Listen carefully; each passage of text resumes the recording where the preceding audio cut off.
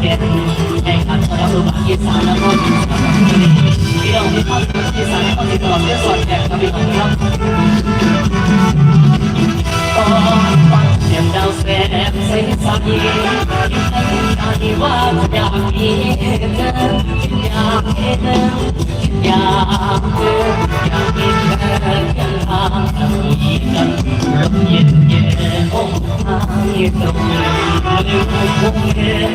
ไอเสียงจำเสียงเบาเบาทรงจำนั้นดังสวรรค์วันรุ่งเรืองสมมาบางจังหวะเราเดินทางจะพบกันเดินมีความสุขมีความแต่ละหายสบายกันพอได้เจอสิ่งที่ฉันจะมีอย่างนั้นพอมองว่าได้ก็มองแค่ยักษ์กันจงโดยสูงด้วยกันว่าตัวแรงและสุดท้ายทำเท่าไรจนมองที่มองบางยามมีลม